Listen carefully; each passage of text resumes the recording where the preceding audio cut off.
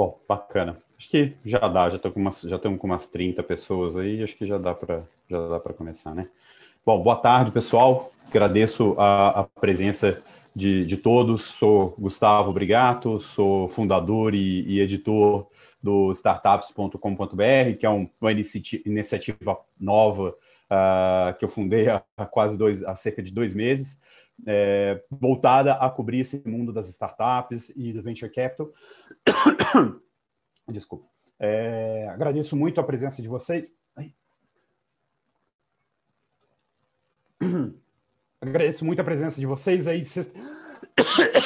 Eita! Sexta-feira, meio da tarde, mas acho que o assunto é bastante relevante, bastante importante aí para a gente abordar.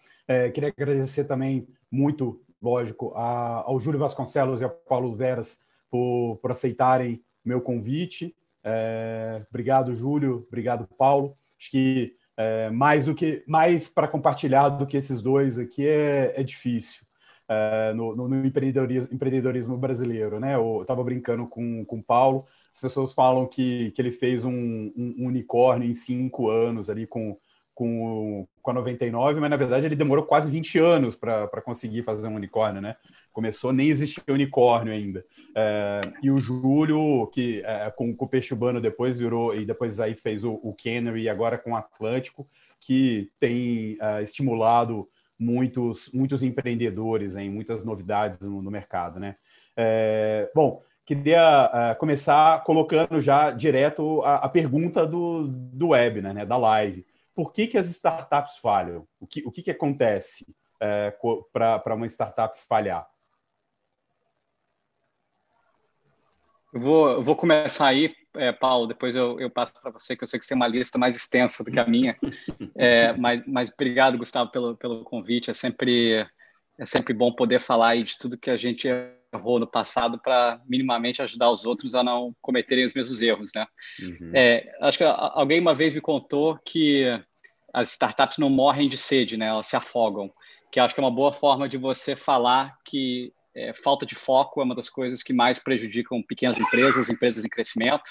Então, assim, o que eu vejo são empresas tentando fazer muita coisa ao mesmo tempo e por questão de tentar fazer demais, você acaba não fazendo nada bem, né? E eu acho que, principalmente empresas, assim, muito nesse estágio inicial de crescimento, eu acho que assim, é essencial você escolher uma coisa que realmente você quer se focar e você quer ser o melhor do mundo em fazer aquela coisa e dedicar toda a sua atenção, todos os seus recursos, todo o seu esforço para ganhar e, de fato, se tornar a melhor empresa, a melhor equipe que consegue fazer aquela coisa que vai gerar aquela vantagem competitiva no longo prazo.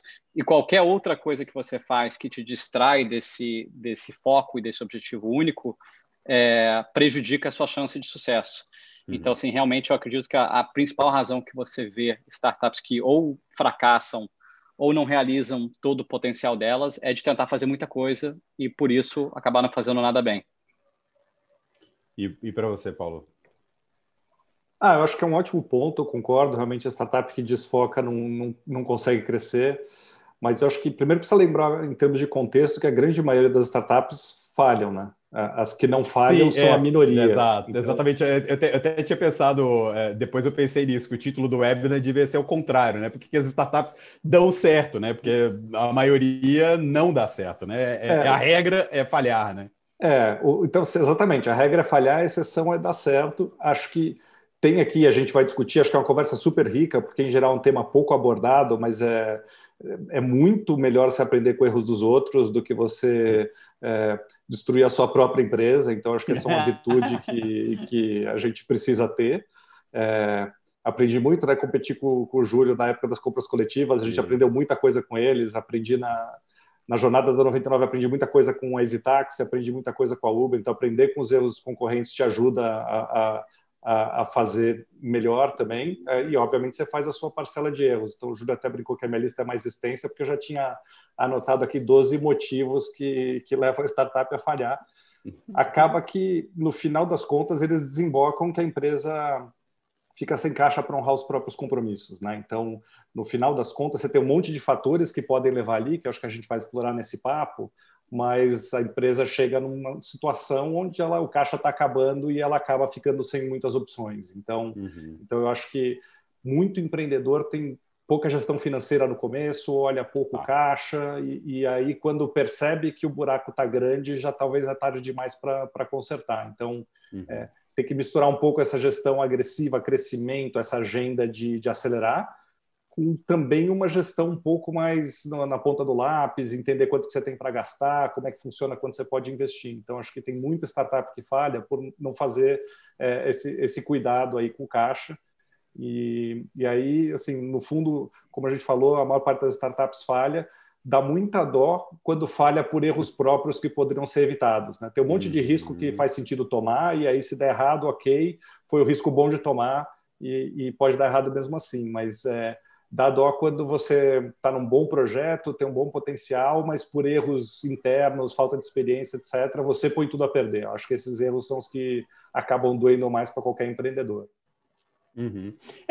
Você falando questão de dinheiro, né? Por exemplo, você vê startups com muito funding, com muito aproveitando, por exemplo, vou colocar Green e Yellow, né? Que se juntaram e formaram a Grow.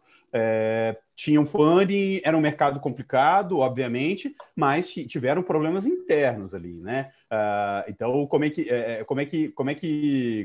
você equilibra isso também? Você tem dinheiro, você tem um mercado que é difícil, mas como é que você equilibra essa coisa interna? Como é que você faz isso para não deixar o dinheiro também deixar você descuidado, né? Vou gastar, tem dinheiro, sempre vai ter dinheiro, isso aqui é um negócio que precisa, é até uma desculpa, né? Isso aqui sempre vai precisar de dinheiro, então posso queimar à toa. Como que você faz, como que faz isso? Como que não se inebriar, vamos dizer assim? Eu acho que o dinheiro, a palavra que você estava buscando ali assim, eu acho que era preguiçoso, né? Acho que muito dinheiro te torna preguiçoso porque você não tem senso de urgência, né? Então, assim, voltando até o ponto do Paulo, de que muitas empresas fracassam porque acaba o caixa, eu também acho que tem algumas empresas que fracassam ou morrem porque acaba a energia, né? Assim, acaba o interesse das pessoas, acaba a paciência das pessoas. E isso a passar do tempo, você tentando resolver um problema que você não consegue resolver, eu acho que não tem equipe que fica motivada para sempre, né? Para ficar tentando bater a cabeça na parede, tentando resolver um problema. Então, acho que assim, esse é um fator importante, né? E eu acho que a falta de dinheiro, muitas vezes, ela torna a equipe muito mais eficiente, muito mais focada, muito mais... eu acho que assim, determinada em ser bem-sucedida, né? Porque você está sempre ali na borda da morte, né? Então, você pensar que, se eu não consigo resolver esse problema amanhã, eu vou morrer, acho que é um incentivo muito forte também de você conseguir ser bem inovador e criativo e de fato, ralar ali para você conseguir resolver aqueles problemas. Então, acho que excesso de dinheiro acho que torna as empresas preguiçosas, acho que tira esse senso de urgência e muitas vezes faz com que elas não busquem as melhores soluções ou soluções mais criativas que podem ser aquelas que no longo prazo de fato diferenciam quem vai ganhar e quem vai perder. O Paulo até abre o livro dele com essa, fazendo já o jabá do livro aí, né, Paulo? Até abre o livro contando esse momento, né? Daquele momento que você chegou e viu que não tinha mais dinheiro, não tinha mais como tocar o negócio, né?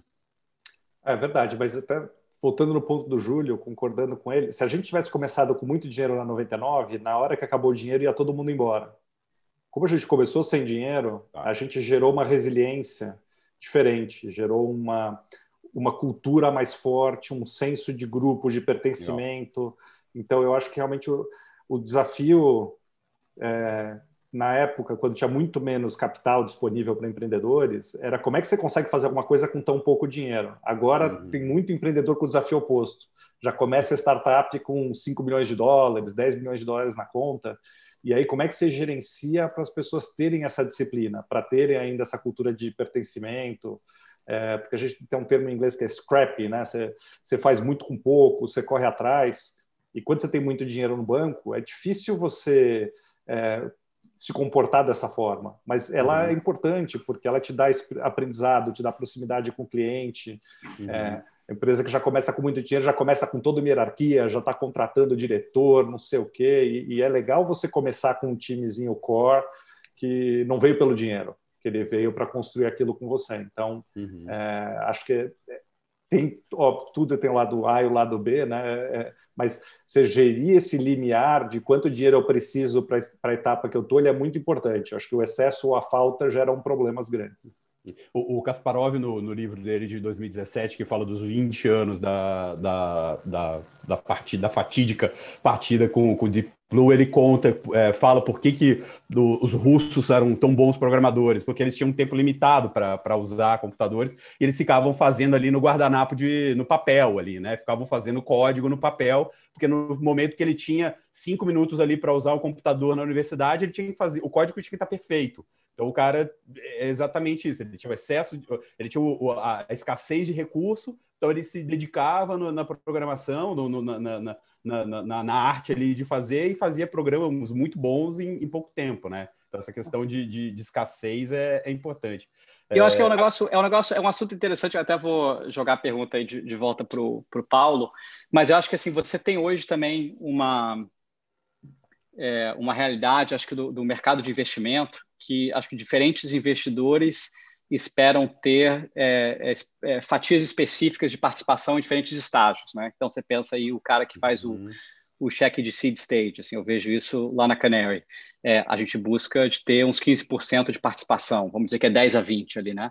Você pega o Série A, o investidor busca ter 20 a 25%, e por aí vai, né? Então, você acaba tendo uma situação meio estranha, que você quase que sabe quanto que você, como empreendedor, vai se diluir naquela rodada. Então, vamos pegar um Série A. Vamos dizer que eu sei que eu vou me diluir 20%. E eu posso escolher a opção A, que eu vou captar 5 milhões de dólares, ou posso captar a opção B, que eu vou captar 20 milhões de dólares. Então, até é uma decisão muito complicada, né? Porque por que eu vou dar 20% da minha empresa por muito menos dinheiro? Assim, não é racional, né? Mas você, ao mesmo tempo, captar muito mais dinheiro, você começa a gerar esses problemas na cultura e no incentivo. Então, até curioso, Paulo, o que você acha de... Quer dizer, o que você aconselha um fundador quando ele se encontra numa situação como essa? Ótimo ponto. Eu sempre aconselho a tentar procurar o melhor sócio para ajudar a crescer o negócio. Acho que os exemplos, talvez é um pouco extremo eu pegar a mesma fatia por 5 milhões de dólares ou de 20, mas eu já peguei e aconselhei muito empreendedor a pegar alguém que te avaliou abaixo, mas que vai te acrescentar mais, que está mais alinhado com o teu plano, que pode te trazer mais insights. Então, eu acho que isso acaba valendo mais do que o valuation. E também acaba tendo um problema, se você pega um valuation muito inflado e o mercado muda um pouco, você não consegue fazer o catch-up, né? Você ficou fora do parâmetro. E aí você fica numa situação muito delicada de eventualmente ter que levantar mais dinheiro, só que ninguém quer pagar o que você achava que valia na rodada anterior. Então, tem que ser racional, tem que ter o pé no chão. É óbvio que é difícil de fazer valuation, né, para empresa de alto crescimento, startup, porque o valor quase todo do negócio está no futuro, não está no presente. Então, ele envolve muita hipótese, né? Óbvio que você tem que aí apostar na capacidade de execução do time e tal, mas eu acho que o importante, pensando aí, se você tiver a competência, a sorte de ter várias possibilidades, tenta escolher o sócio certo. Acho que muito empreendedor de primeira viagem tenta pegar, eu vou pegar quem pagar mais. E isso, em geral, não é o melhor driver para a decisão. Ô, Júlio, deixa eu fazer uma provocação para você. Você está nessa ponta aí de assinar os cheques, né? Você não é o causador do problema? Eu adorei a resposta do Paulo, que assim, aceite menos dinheiro por maior participação. Então, assim, para mim, eu achei uma boa solução ali para o problema. Mas assim, eu já tive do outro lado. Assim, depois do Peixe Urbano, eu voltei para São Francisco e montei uma empresa chamada Prefer. Não vou entrar muito no detalhe da empresa, mas a gente estava tentando resolver um problema muito específico e muito difícil, vamos dizer, tanto do lado técnico quanto de produto. E a gente já tinha decidido quem ia liderar o nosso Série A, tipo, já tinha combinado. E a conversa foi muito assim, a gente quer ter 20% da empresa. Quanto você precisa de dinheiro? E era assim, tipo, não um cheque em branco, né? Porque eu não podia inventar qualquer coisa.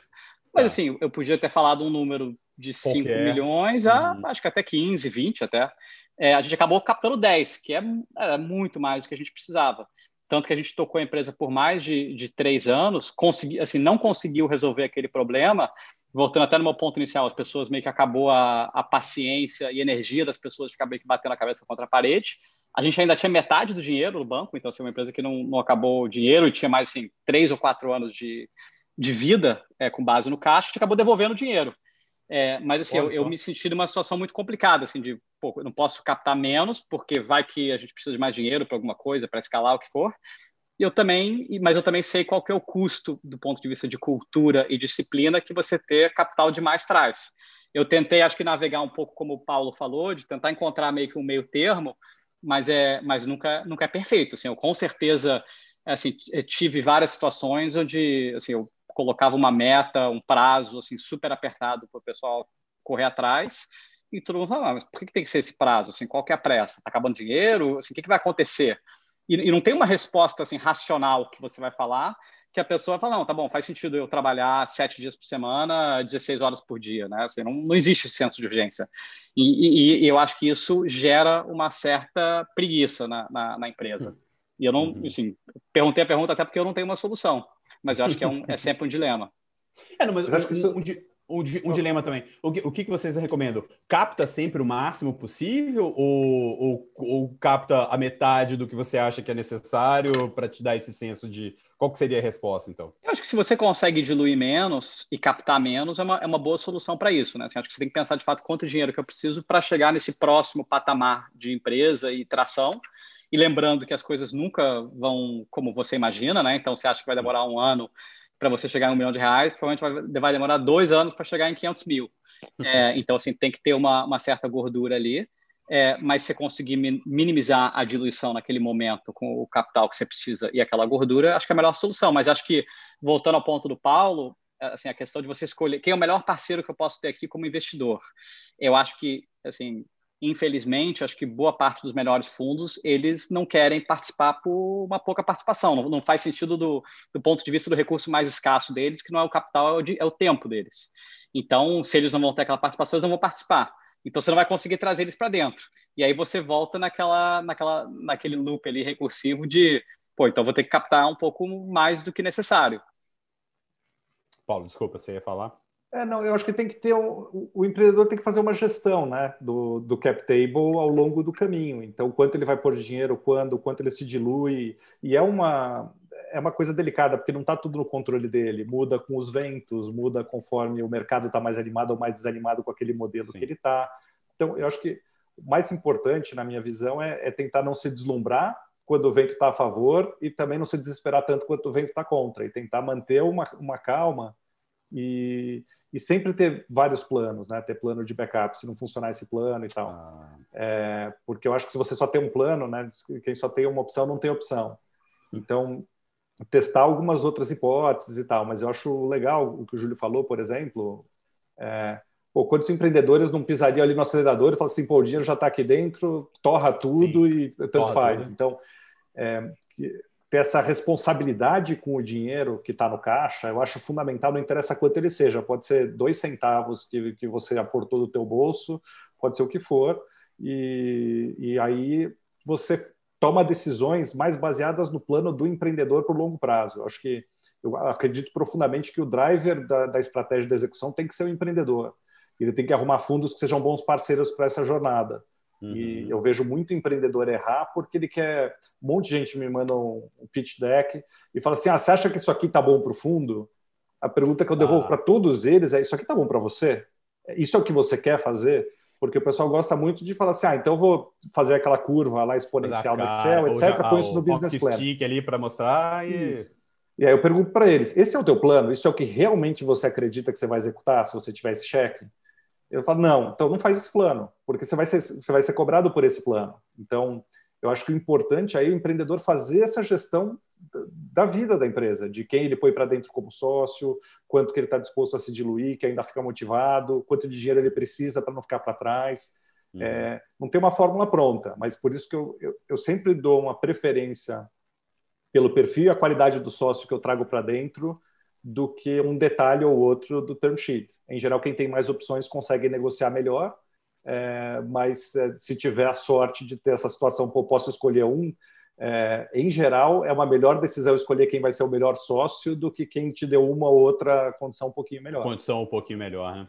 E eu acho que esse ponto do Paulo de assim, quem é o melhor sócio, juntando um pouco isso com o que você falou no começo, Gustavo, de que a maior parte das empresas não dá certo, acho que você, como empreendedor, tem que pensar você tem que pensar como o resultado da sua empresa sendo muito binário. Ou ela vai dar certo e vai sobreviver, ou ela vai morrer. E você tem que aumentar, você tem que fazer tudo para aumentar a probabilidade dela dar certo. Se ela dá certo, aí como uma pergunta de segunda ordem é quanto que eu tenho, qual que é o valor, não sei o quê. Porque se ela não dá certo, nada mais importa, né? Não importa se você tinha 60%, 50%, 40%. Então, se você realmente tem que fazer tudo dentro do seu controle, acho que quanto mais cedo na sua vida, acho que mais impacto tem os seus sócios, quem você contrata, aquelas suas decisões, para você maximizar a probabilidade de sucesso. E uma vez que você teve sucesso, aí você começa a maximizar as probabilidades de outros atributos ali da empresa. Uhum. Deixa eu só fazer um housekeeping, uma coisa que eu acabei não falando no começo, mas tá aberto aqui para quem quiser colocar questões, quiser fazer alguma ponderação para a gente colocar na conversa. Tendo ter bastante interação aqui, mas quem quiser colocar uma pergunta já diretamente para os dois, pode colocar aí no chat. A gente tenta fazer aqui, eu tento colocar aqui no meio, ou depois a gente vê, dependendo do fluxo, a gente termina, no fim, a gente faz um tempinho de perguntas e respostas e tal para interação. Mas só para deixar essa porta aberta. Uma coisa que eu queria perguntar para vocês é quais os principais erros de vocês, assim, que vocês enxergam, principais erros que vocês cometeram, seja na condição da 99, lá atrás na Tesla, Paulo, ou na Prefer, ou no Peixe Urbano, Júlio, qual que é aquele erro do coração, assim, que vocês mais gostam? Deixar o Paulo aí primeiro aí. Bom, eu fiz 6 startups, né? Então tô bem calejado. Acho que a 99 foi ainda bem que eu errei menos. E você tem muito pouca margem de erro para fazer o negócio dar muito certo, né? Por isso que a gente falou que todos os odds estão contra você, né? Tá tudo, qualquer escorregada que você der é muito fácil de você ir à lona. Então, eu acho que no começo eu pegava muito pouca referência, por isso que hoje eu valorizo tanto essa questão de mentoria, de ter um bom fundo que te ajuda, de estar olhando outros empreendedores, conversando. Achava que fazia boa gestão de pessoas e era desastroso. Depois fui aprender a fazer isso só na Endeavor, 10 anos depois. Então, por exemplo, quando eu dava feedback para as pessoas, eu tinha medo de melindrar a pessoa e de desmotivar ela. E às vezes tinha uma coisa que era muito ruim que ela estava fazendo e eu tentava adorar tanto a pílula que ela não entendia o feedback e achava que estava tudo ótimo. Achava que o feedback era um momento de você engajar a pessoa. E o feedback não é esse momento. O feedback é o momento de você dar o feedback real para a pessoa. Então, são erros que você vai aprendendo ao longo do tempo. Acho que um erro que eu aprendi, 2 erros grandes em compra coletiva na época do Imperdível. Eu acho que um foi que a gente queria ter a plataforma toda muito redondinha para botar no ar. E acho que nesse sentido, isso foi um dos aprendizados com o Júlio. Ele botou a página no ar e não estava com todo o back-office pronto, etc. Ele falou, pô, tem um monte de gente querendo vir, já põe para rodar. No começo, a gente se vira. Se entrar gente para comprar, a gente se vira para entregar. E eu acho que isso é um aprendizado importante também. Tem muito empreendedor que você tenta fazer todo o sistema, todo o back-office, tudo ligado, automatizado, etc., para começar a operar. Aí você já gastou uma fortuna e perdeu 6 meses. Então, você perdeu o time to market, porque você quis construir muito mais do que precisava para aquele momento que você estava. Então, acho que esse foi um erro importante. E outro também, ainda bem imperdível, né, na parte de compras coletivas, acho que no começo, as empresas todas cresceram muito rápido. Né? Pouco tempo depois, tinha 2.000 empresas fazendo o mesmo mercado e o mercado todo acabou não funcionando. Eu acho que ali a gente errou por uma coisa muito simples de ter observado, mas não estava olhando para isso. A gente crescia muito em receita, mas a recorrência era baixa. Então a gente estava imaginando que a gente estava fazendo um trabalho super legal, mas no fundo a gente estava surfando uma onda gigantesca e um monte de gente entrando, e se as pessoas não tivessem muito satisfeitas com o que a gente estava oferecendo, elas não iam voltar para comprar de novo. Só que isso só ia aparecer meses depois. Então, lá na tinha frente, momentos onde a gente podia já perceber sinais de que não estava saudável, mas a gente estava olhando o sinal errado, que era a receita. A receita estava explodindo, a gente estava indo super bem, mas a experiência do usuário não estava boa. Então, focar nas coisas certas, nas coisas que são relevantes para construir valor é importante, e às vezes é fácil desviar, achar que é uma outra coisa. Então, isso é um aprendizado importante ali também. Como você descobre qual que é a coisa certa? Qual que é o indicador? Que isso é você olhando para trás, a gente estava olhando para o indicador errado. Como que ali no momento você acha o indicador certo? Eu acho que você tem que estar muito perto do teu cliente. E assim, a gente já tinha muito relato de, pô, a pessoa não foi bem atendida. Eu lembro, chegava lá para comprar o temaki, aí o pessoal falava, solta o cone da promoção. Aí o pessoal mandava para a gente, falava assim, o peixe, você chegava, é do peixe, do peixe urbano é do peixe, não sei o quê, tipo, isso aqui é menos, né? Mas sim, só para responder a tua pergunta de forma objetiva, eu acho que você tem que entender o que são os drivers de valor de verdade. São diferentes para cada negócio, mas em geral envolvem fidelização, recorrência, porque você pode fazer um monte de pesquisa, tem um monte de gente que pesquisa um monte de coisa. A melhor pesquisa é a carteira do teu consumidor. Ele está disposto a pagar pelo que você está oferecendo? Ele volta? Eu acho que isso é uma coisa meio que universal. Assim. Tem coisas que têm ciclo mais longo, coisas que têm ciclo mais curto. Mas você tem algumas formas de olhar com muita objetividade, você está construindo valor. No caso da 99, a gente não fez um centavo no primeiro ano e meio de vida. A gente não cobrava por nada. Mas a gente monitorava quantos motoristas estão na plataforma, quantos passageiros, quantas corridas a gente está fechando por dia. E a gente via ali que tinha um crescimento semana sobre semana de 5%. Então, a gente sabia que aquele dinheiro estava circulando e no dia que a gente lançasse o meio de pagamento, capturasse um pedaço desse valor, a gente ia conseguir ter receita. Mas então a gente tinha drivers de geração de valor muito claros. Está funcionando para as pessoas? Cada passageiro usa mais a 99, ele vai aumentando a frequência de uso. O motorista fica com a app ligado o tempo inteiro, ele aceita as corridas que a gente manda para ele. Então, eu acho que cada negócio tem uma dinâmica, mas você tem que entender quais são os drivers de valor que tem no negócio que você está e monitorar eles muito perto. Se você escolher os errados, você acaba desviando o foco e aí você não percebe que o teu negócio principal está desandando. Júlio? Acho que concordo 100%. Eu até acho que tem uma outra questão, acho que assim, com certeza, e eu acho até que tem essa questão da...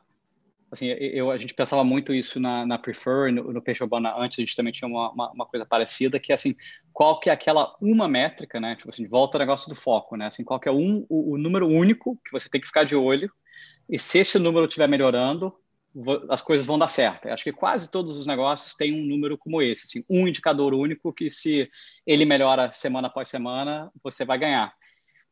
Então, acho que ter esse conhecimento do business e como que as partes se integram e como que isso gera uma vantagem competitiva ao longo do tempo é essencial e acho que não ter muito um atalho, acho que é muito mais o conhecimento do negócio uma vez que você está lá dentro e você consegue imaginar, se esse número continua crescendo nos próximos 3 anos, vai levar a minha liderança no mercado e um business rentável. E esse que geralmente é o número, isso ajuda muito com o foco. Eu acho que no caso, tanto lá da época de compras coletivas, quanto também do modelo de ride-hailing, né, de táxi, depois de ride-sharing, eu acho que também tinha uma outra dinâmica, que era a dinâmica da competição, né? Porque assim, a forma que talvez eu e o Paulo, a gente talvez teria montado o Imperdível Peixe Urbano num mundo onde não tem nenhuma concorrência, provavelmente seria muito diferente em um mundo onde você tem muita concorrência e onde você ser o maior tem uma vantagem crescente, né? Cada vez, quanto maior você fica, maior é a sua vantagem quanto os menores. Eu acho que em ride-hailing é a mesma coisa. Porque aí você tem que tomar uma decisão que você sabe que não somente é a melhor decisão para o negócio, no vácuo, mas é a melhor decisão do negócio dada aquela situação competitiva, né? É igual aquele negócio de economia, né? Do dilema do prisioneiro, né? Que a solução ótima não é a melhor solução para o mundo, né? A melhor solução para você. Então, acho que assim, no caso de compra coletiva, era de fato crescer o mais rápido possível. E assim, acho que por isso que a gente tomava decisões, como o Paulo falou, que o negócio está a 20% de finalizado, vamos lançar e depois a gente resolve. E vamos crescendo, vamos escalando, porque quanto maior você está, maior vai ser a vantagem. Mas eu acho que assim, no Peixe Urbano, acho que, voltando à minha principal lição, acho que um dos principais erros que a gente cometeu foi essa questão de falta de foco, né? A gente, depois de 1 ano de empresa, a gente tinha lançado na América Latina, né? Então, assim, a gente eventualmente chegou em 6 países na América Latina, né? A gente tinha 1.200 colaboradores, desses uns 600 quase eram fora do Brasil. Em um ano. Assim, um ano depois a gente lançou a Argentina, que foi o primeiro país, e enfim, aí continuou crescendo para fora do Brasil. Então, assim, acho que essa questão de falta de foco regional, né, ou geográfico, já é um erro gigante, porque assim, a complexidade que você tem quando você vai para um outro país assim, é exponencial todos os problemas que você tem em um país só. Então, imagina 6 países, né?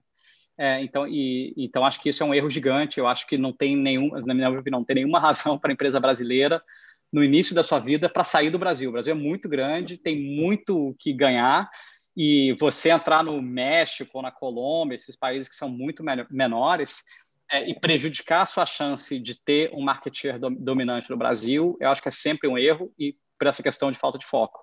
A segunda coisa que a gente foi para outros setores, que você pode até falar agora, olhando assim, de agora para trás, talvez as pessoas falem, bom, mas talvez para salvar a empresa, salvar o mercado, talvez você deveria ter feito outra coisa, né? Mas assim, em um ano depois, a gente lançou um negócio de delivery. Então, assim, a gente tinha um negócio de delivery, a gente tinha um negócio de reserva de restaurantes, e a gente tinha um negócio de conteúdo local, que era uma forma que a gente via que esse negócio de compra coletiva não era o nosso objetivo final, mas ele era uma ponte para um serviço integrado de serviços locais. Então, a gente já, assim, um ano de vida, já começou a construir esses negócios todos. A gente tinha um dos maiores sites e serviços de delivery do Brasil naquela época. Então, assim, a gente até esquece um pouco disso, que você consegue ver como eles estavam se diversificando, mas naquela época ninguém sabia que compra coletiva diversificando para um negócio que então, também... assim, era muito assim, dada a informação que eu tinha na época, que era assim, compra coletiva está super saudável e deve ser um mercado gigante, fazer tudo aquilo foi uma distração total, assim, distração de talento, de capital, de foco dos executivos da liderança, de posicionamento da marca. Então, acho que essas coisas todas atrapalharam bastante. Eu acho que, assim, eu não acho que se a gente não tivesse feito assim, a expansão internacional, expansão para outros setores, a gente ia ter tido assim, não ia ter sido diferença entre ser um unicórnio e não ser, né? Mas eu acho que ia ter sido menos sofrido o nosso momento ali de quase implosão, né? Do que você se arrepende no peixe urbano? Assim, eu me arrependo de fazer muita coisa, então assim, eu me arrependo de fazer isso tudo. Eu acho que assim, a gente tivesse focado só em compras coletivas e só, vamos dizer, nos 15 maiores mercados do Brasil. A gente estava em 60 cidades do Brasil, né? A gente estava em Palmas. Então, assim, tipo, tem uns mercados muito pequenos, né? Quando você pensa que, eu vou tirar meia hora da minha atenção como CEO da empresa para pensar o que está acontecendo em Palmas, tirar essa atenção do que está acontecendo em São Paulo, né? Assim, essa questão de foco e atenção de fato, um recurso muito escasso. Então, assim, eu teria focado assim, nos 15 maiores cidades no Brasil e ia tentar dominar aqueles mercados. Eu não sei se ia ter dado certo, acho que não. Mas ainda assim, teria sido uma decisão melhor, dadas as informações que a gente tinha naquela época. Vocês comentou uma coisa interessante, que é essa coisa de winner takes all, né? Que depois virou aí principalmente estimulado pela SoftBank, com o bolso profundo deles, virou o grande motivador das startups, né? Levantar muito dinheiro, consolidar, ou virar ou gastar sem muita preocupação. E agora, até depois do fiasco do WeWork, os problemas do IPO da Uber, e agora com a pandemia, parece que a coisa tá mudando um pouco de figura. Vocês acham que sim, não, ou se está mudando, isso é perene? Vai ficar assim, ou daqui a 2, 3 anos, quando a gente esquecer a pandemia, vai voltar tudo como era antes?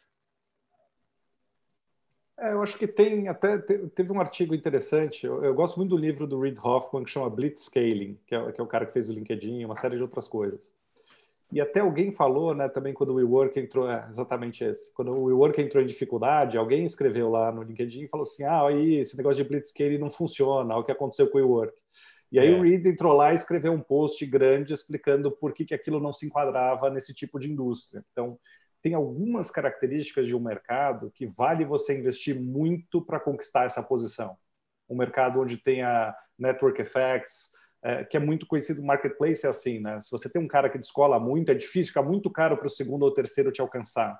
Então, tem mercados que tem essa dinâmica, que quem está na frente acaba concentrando mais e mais. Então, para esse tipo de mercado, quando tem essa natureza de modelo de negócio, em geral, justifica um investimento na frente maior. Tá. Tem vários outros mercados que não, e o mercado de real estate, por exemplo, não é um desses. Mesmo o WeWork entregando uma experiência ótima, prédios bacanas, boa gestão, etc., você pode ir na Faria Lima e você vai encontrar um monte de outros prédios que você possa alugar. Então, você não conseguiu construir uma posição para você ter lucros posteriores desproporcionais que justifiquem o investimento. Então, eu acho que tem que tomar esse cuidado e talvez no ano passado, até independente de pandemia, o mundo está com muita liquidez, né? Tem muito dinheiro para entrar em startup. E eu acho que tem períodos onde tem mais tolerância para esse negócio de crescer a qualquer custo. Eu estou pagando por crescimento. Se você continuar dobrando de tamanho, eu continuo botando grana. Beleza. E isso eu acho que agora a gente está vivendo uma fase um pouquinho mais pé no chão de, pera lá, deixa eu olhar como é que você está crescendo, deixa eu olhar o teu plano, quando é que isso para em pé. Então, eu não acho que isso veio para ficar para sempre. Eu acho que aí uma hora começa, o pessoal está um pouco mais racional, aí os deals começam a inflacionar um pouco, aí começa a perder um pouquinho a mão. Aí tem uma correção natural, como teve na bolha da internet, como já teve em outras vezes, né? Então, eu acho que a questão é muito mais a qualidade do teu crescimento aliada à quantidade. Você tem que crescer muito. Startup que não cresce, não funciona. Então, você pode até ter dinheiro, pode até ter 5 milhões de dólares na conta bancária, putz, mas não deu certo. O que eu me propus a fazer não está funcionando. Mas se você também estiver crescendo de uma forma que é totalmente irracional e cara, uma hora esse dinheiro seca. Então, eu acho que a verdade está aí no meio termo, é tentar equilibrar. Tem que ter um foco em crescimento rápido, senão você não ocupa o espaço e alguém vai passar na tua frente. Mas também tem que estar pensando, pô, e como é que isso é saudável, né? O custo da aquisição do cliente, vou ficar dando cupom infinito. Eu acho que a indústria de ride-hailing, por exemplo, até hoje ainda opera abaixo do que precisaria para se pagar. Isso não é sustentável. Alguma hora vai ter que ajustar, vai ter que subir o preço, aí cai o volume. Então, assim, não é uma coisa fácil de fazer, mas eu acho que tem que estar sempre tentando equilibrar essas duas pontas aí, o crescimento e o quão saudável é o teu modelo. Júlio. Não tem nada a acrescentar, não. Concordo com tudo que ele falou. Só uma coisa para acrescentar. Eu odeio o termo cash burn. Eu sei que ele é muito comum e muito usado no nosso mercado, mas é muito diferente você investir e construir valor e você queimar a caixa. E eu acho que muitos desses erros vêm de achar que é tudo a mesma coisa. E você está torrando dinheiro e está crescendo o top line, então tá bom. É muito fácil você crescer rápido receita se você jogar dinheiro fora. Certo? Você começar a dar um monte de coisa de graça para as pessoas, um monte de gente vai entrar na tua plataforma. Então, eu acho que essa é uma linha fina de distinção entre o que é construção de valor e o que é queimar dinheiro. E eu gosto de fazer essa distinção porque você tem que investir, faz parte. Muita gente pergunta assim, mas e o break-even? Você não quer break-even? Sim, legal, a gente quer break-even, mas eu quero break-even num patamar alto. E eu sei que eu preciso investir para chegar lá. Então, a gente na 99, como você falou no capítulo lá de abertura do livro, eu falo quando a gente estava quase quebrando em 2016, a gente pisou no freio, tirou todos os investimentos de marketing e tal, e conseguimos equilibrar as contas e chegar no break-even. Então, a gente não quebrou porque a gente tinha uma condição de chegar nesse plano que pagava as próprias contas. Mas isso não era um lugar bom para estar, porque aí, e eu falava isso para todo mundo que perguntava, a gente pode ter o break-even sem crescimento, ou a gente pode continuar crescendo um monte e buscar o break-even daqui a 2, 3, 4 anos. Então, acho que esse é um balanço que o empreendedor precisa fazer. Até uma coisa que você colocou, Paulo, que ia colocar ia trazer no começo, mas acabou fluindo, é a questão da falha. Definir falha. O que é uma startup falhar? É ela fechar? É ela não cumprir o propósito de transformar o mundo? Como é que a gente pode classificar a falha? Eu acho que a falha... Deixa o Júlio falar primeiro. Eu acho que é muito mais essa linha de você não atingir o seu objetivo, né? Acho que se a empresa abriu, ou fechou, ou não, ou foi comprada, ou vendida, eu acho que meio que tanto faz. Assim, no nosso caso, no Peixe Urbano, a gente tinha um objetivo muito claro, que é que a gente queria ser a maior empresa da América Latina, porque o Mercado Livre é hoje. Então, assim, se a gente vendesse por, sei lá, $1 bilhão ou $1, é tudo abaixo disso, né? Assim, como é que a gente torna uma empresa independente, grande, existente, que vai ser líder da região? Eu não diria que esse é necessariamente um fracasso, mas, assim, você não atingir aquilo quer dizer que você ainda tem que trabalhar mais e tem mais chão para percorrer. assim, a gente até teve, assim, quando a gente teve algumas opções de vender a empresa por, assim, em estágios antes disso, a gente falou, a gente não quer vender a empresa porque o nosso objetivo não é ficar rico, a gente não comprou a empresa, não montou a empresa para ficar rico, a gente montou a empresa para ser isso. Então, assim, você tem que deixar muito claro o objetivo para os fundadores, para os investidores e para os colaboradores, o que você quer ser. Eu acho que como qualquer meta na vida, até você atingir aquela meta, você está correndo atrás. Acho que o fracasso é quando você não tem mais a chance de correr atrás, né? Assim, acabou a competição, acabou o tempo, você nunca mais vai conseguir chegar naquilo. Uhum. Então, você considera o peixe urbano um fracasso? Porque você acabou não conseguindo chegar nesse ponto. Assim, para mim, totalmente, né? Assim, é claro que eu nunca consegui chegar nesse ponto. Assim, o peixe urbano até hoje até existe, então você poderia até argumentar que um dia ele pode chegar lá. Eu diria que assim, o meu peixe urbano, vamos dizer, a empresa que eu comecei e eu liderava, a gente não conseguiu chegar naquilo, a gente teve que vender a empresa antes de chegar naquilo. Então, assim, meta não atingida. Eu tenho uma visão parecida com a do Júlio, assim, acho que, no fundo, a expectativa que você cria, se você fica longe dela, você falhou. E você pode criar uma empresa que não quebra, que fica andando de lado e tal, e aquilo não atrai mais as pessoas, aquilo você vai sangrando aos poucos, sabe? E aí você fica com essa sensação de, pô, tô jogando meu tempo fora, você como fundador ou as pessoas. Então, eu acho que a diferença entre o que você tinha de expectativa e o que você consegue construir é que define um pouco isso. Até teve uma discussão interessante, né? Você mencionou do IPO da Uber. A Uber estava querendo fazer um IPO avaliado ali a 120 bilhões de dólares, acabou saindo perto dos 70, depois caiu para uns 40 e hoje ficou nesse meio termo, né? E aí um monte de gente veio me perguntar, porque aí a noticiário foi todo o fracasso, a Uber é um fracasso, etc. E daí um monte de gente falou, pô, mas o cara fez uma empresa que em 10 anos está valendo 40 bilhões de dólares, me explica como é que isso é um fracasso.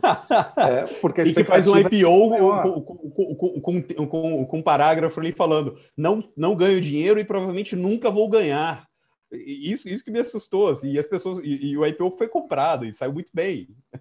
Mas não saiu tão bem, né? Porque eles, como tinha expectativa de ser maior, teve gente que entrou logo antes, comprou ação e desvalorizou. Então, acho que esse é o problema da expectativa. Você vai colocando gente no barco, vai colocando investidores a determinados níveis de valuation, e se você não consegue entregar aquele valor para quem participou, no fundo vira um fracasso.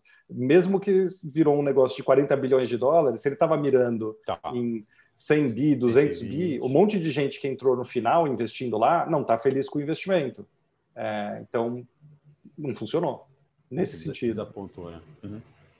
Tem umas 3 perguntas aqui, deixa eu já colocar. A Jéssica está perguntando, existe um pitch certo e adequado? Ela não dá mais detalhes, mas para uma startup, imagino, para apresentar para um fundo como o Atlântico ou o Canary, Júlio, tem um pitch certo? Você tem o modelinho ou cada empresa tem que fazer diferente?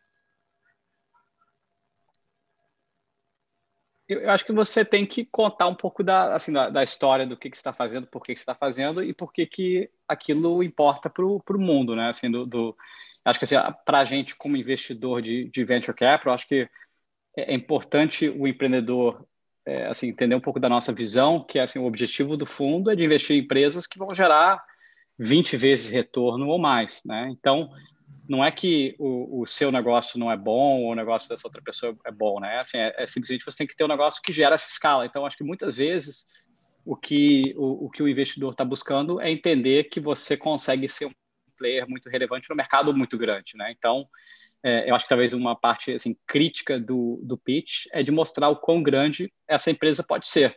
Porque, de certa forma, o que está passando na cabeça do investidor é como é que esse negócio vai se tornar o próximo unicórnio brasileiro, fundo, né? E com isso vai conseguir gerar esse tipo de retorno, né? Paulo, alguma... Não, eu acho que, assim, primeiro tem que tomar cuidado quando você entra numa trilha de venture capital, para os fundos funcionarem, o seu negócio precisa crescer 100 vezes. Então, não necessariamente só é um bom negócio o que consegue fazer isso. Então, tem outras trilhas também. Tem um monte de negócio familiar que funciona, sustenta a família, etc., passa de geração para geração. Isso não quer dizer que está ruim. De novo, volta naquela questão da expectativa que você tem em relação ao negócio que você está tocando. Mas eu acho que para o empreendedor, e aí eu gosto muito quando a Endeavor definiu essa questão como empreendedorismo de alto impacto, eu acho que é muito mais produtivo você pensar como é que você faz o melhor que você conseguir para aquele negócio crescer o máximo que ele pode ter de tamanho.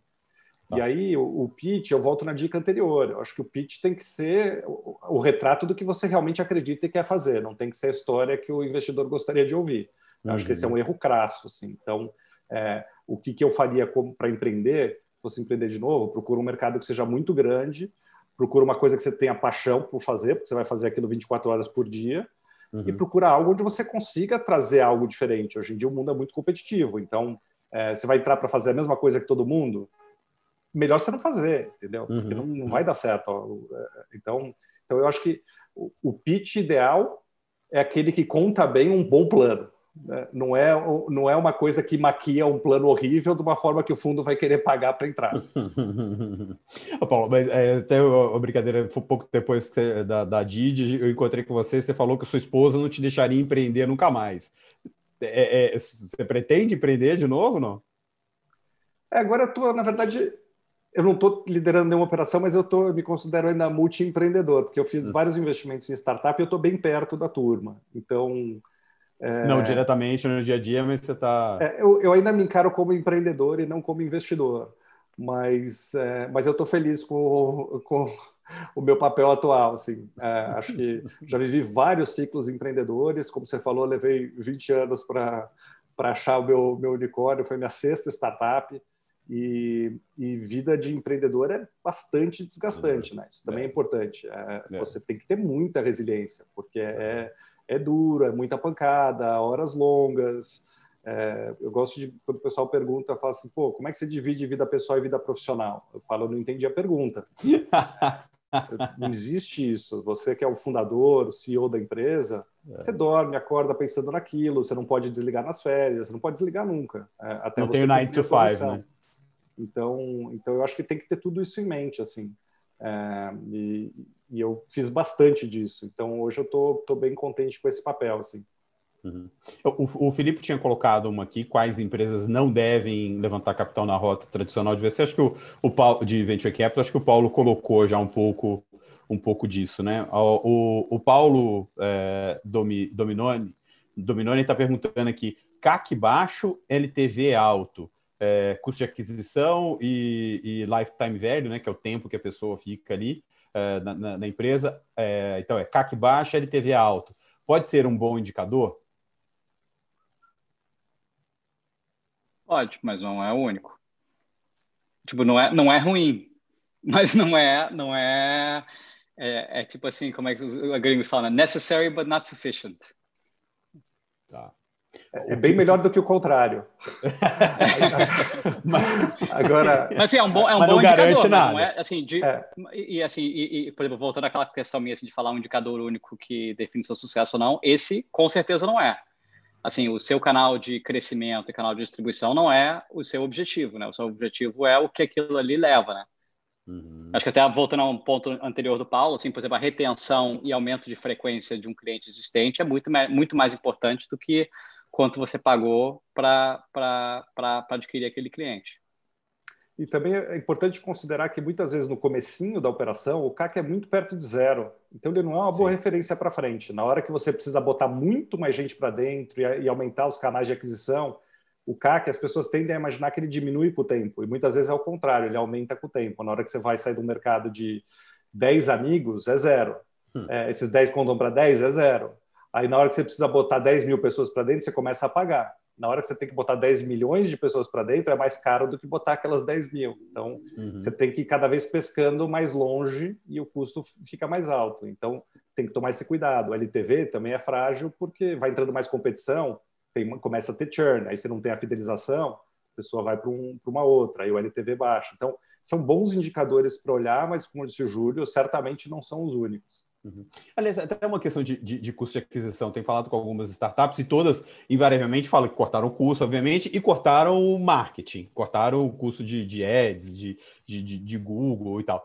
E algumas estão falando que estão conseguindo conquistar tanto cliente, até melhorando o ganho, a conquista de clientes, mesmo investindo menos. Vocês acham que pode começar uma era de menos investimento em aquisição, uma aquisição mais otimizada, de melhora nesse processo, ou, de novo, semana que vem sai uma vacina, todo mundo volta à vida normal?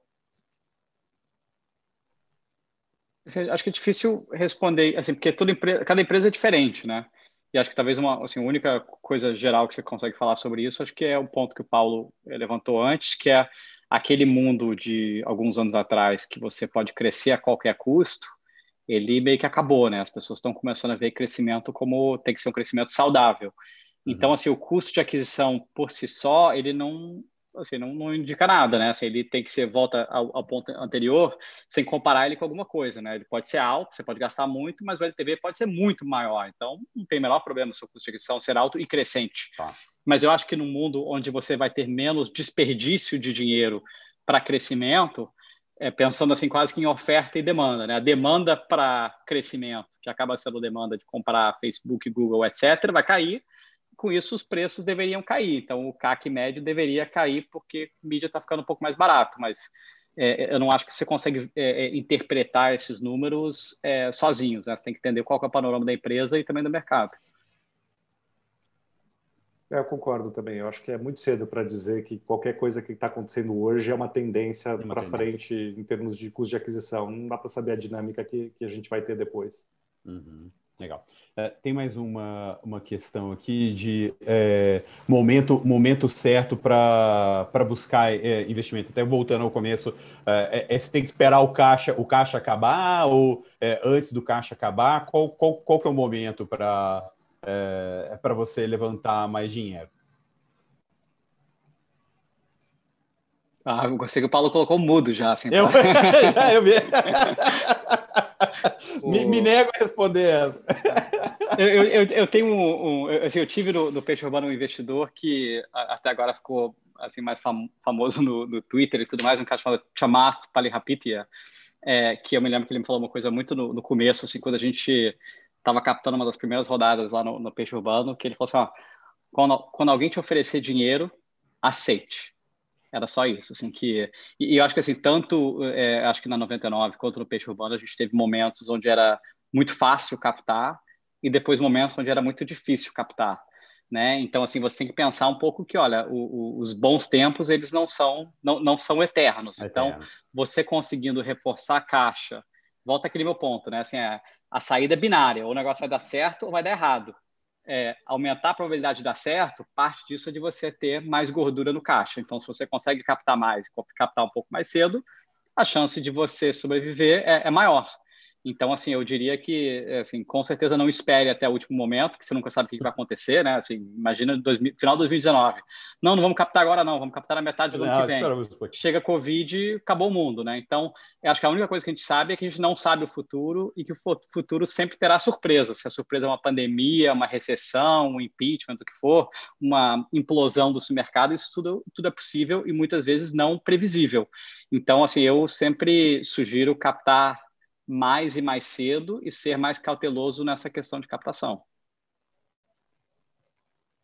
Eu concordo, diferentemente do Peixe Urbano, lá eles tiveram momentos que estava fácil e momentos que estavam difícil, né? Na 99 a gente teve momentos que estava fácil e muitos anos que estava difícil. Assim, deve ter sido uns 2 ou 3 dias que estava fácil de captar. A gente pegou uma toada difícil, a gente estava sempre com menos dinheiro do que os concorrentes. A gente estava competindo contra a Uber, que era a startup que tinha mais dinheiro na história da humanidade. Então, quando a gente levantou a rodada maior nossa, que foi de $200 milhões, o Uber já tinha uns $15 bilhões levantados. Então, eu acho que foi nesse sentido proporcional demais, né? Como é que você vive um negócio desse, Paulo? Como é que você dorme?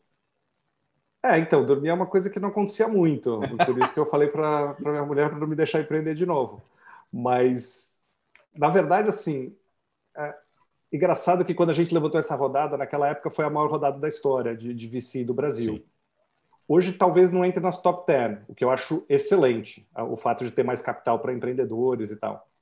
A sensação que eu tinha no dia que a gente fechou a rodada é, ainda não é suficiente, porque a Uber ainda está muito na frente, está com muito mais dinheiro e a gente ainda vai precisar captar mais. Então, eu acho que você tem que estar sempre olhando isso em perspectiva. A gente só não quebrou porque a gente tinha esticado o nosso caixa de segurança ali, a cada rodada, eu procurava pegar um pedaço da rodada e botar meio que embaixo do colchão. Interessante e falar assim, o dia que estiver chegando aqui, já fica na minha zona de desconforto. E por mais que às vezes um ou outro investidor fale assim, não, continua acelerando que a rodada vai vir, teve vezes que eu puxei o freio de mão. E eu falei assim, putz, mas agora já chegou no meu nível de desconforto. Eu falei, com esse caixa aqui eu ainda consigo virar a situação, mas se não tiver esse caixa, eu não consigo mais. Então, eu acho que o empreendedor é que tem que ser o fiel da balança aí de quanto que precisa ter para você ficar um pouco mais seguro, pensando que o tempo pode mudar, pensando que aquela rodada que está encaminhada pode cair por terra, pensando, você falou no começo aqui do mercado da Yellow, por exemplo, o negócio de patinete levantou bilhões de dólares, então durante 1 ou 2 anos, no mundo inteiro, todo mundo queria investir nisso. Olhou para isso. Né? E, de repente, num prazo aí de 3 meses, aquilo saiu de moda, saiu do radar dos investidores. Então, todo mundo que estava contando com a próxima rodada não teve. Então, eu acho que você, como empreendedor, tem que ter esse cuidado e esse pé no chão para ter sempre um caixa mínimo que te dê alguma possibilidade de mudar o jogo caso o teu plano de funding não dê certo. Legal. Bom, gente, só para a gente o papo está ótimo aqui, mas só para a gente não esticar muito do tempo aqui, ser rigoroso no tempo, queria só uns últimos comentários de vocês aí com relação ao atual momento e expectativas, né? Até para o lançamento do Startups, para decidir empreender, virar o fundador, eu dei uma segurada quando veio a pandemia e depois quando a coisa desanuviou um pouco e eu vi que o mercado de Venture Capital não ia acabar, né? Não ia parar, falei, beleza, dá para ir. E de fato foi o que aconteceu, né? Não parou, o dinheiro continua fluindo, o interesse ainda continua existindo. E como vocês veem? Você acha que aqueles momentos de recorde em cima de recorde, crescendo, vai continuar sempre? Como é que vocês estão enxergando o momento agora para os próximos anos? Eu tô muito otimista. Eu acho que assim, nunca teve um momento melhor para empreender. Assim, eu acho que essa questão assim, de tecnologia, inovação, digitalização da economia, eu acho que a gente nem começou a ver o começo assim, do impacto que isso vai ter na nossa economia.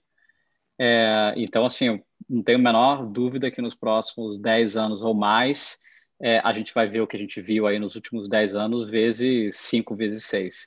Então, assim, acho que vai ter muito mais empreendedor, acho que a qualidade das empresas e das equipes vai ser melhor, acho que a ambição dessas empresas vai ser cada vez maior e o impacto que elas vão ter na economia, na sociedade vai ser cada vez maior. Então, assim, acho que o que a gente começou a ver um pouquinho em fintech, no mercado financeiro, a gente vai ver em todos os setores, de que daqui a 10 anos você vai olhar para os líderes desses setores grandes no Brasil e dentro assim, os top 3, você vai ter uma empresa ali que começou assim, nessa época, 5 anos atrás ou daqui a 5 anos, e que começou já com esse DNA de inovação e de tecnologia. Então, assim, eu sou um pouco suspeito, mas eu sou muito otimista quanto ao potencial desse mercado.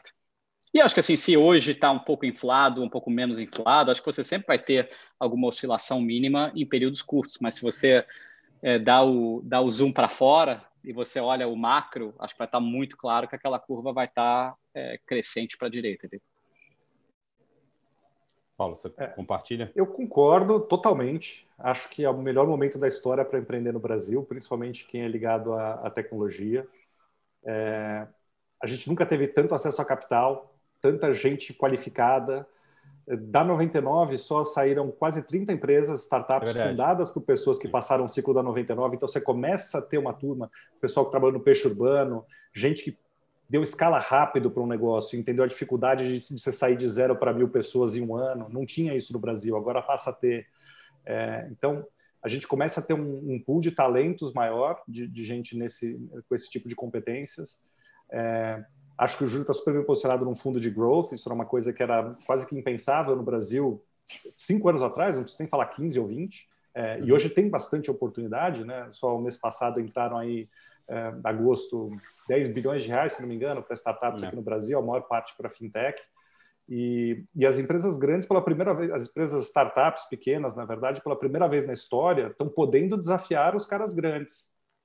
Então, as regras do jogo mudaram e elas favorecem quem quer inovar, quem quer trazer uma solução diferente. A pandemia, nesse sentido, só acelerou esse movimento. de digitalização, de buscar formas diferentes de resolver problemas antigos. Então, eu tenho bastante otimismo também e muita convicção de que está num momento muito bom para empreender. Se tiver um bom time, um bom plano, vai atrás. Legal, beleza. Bom, obrigado, muito obrigado a vocês, foi ótima a conversa, obrigado também quem teve aí, quem prestou atenção até agora, quem ficou até agora com a gente, fazendo o jabá aqui do Startups. A ideia é sempre ter esse tipo de conteúdo, de conversas profundas com gente que sabe do que estou falando, e também material publicado lá no site, então continuem acompanhando. Até a próxima. Valeu, bom fim de semana. Obrigado, Gustavo. Bom te ver.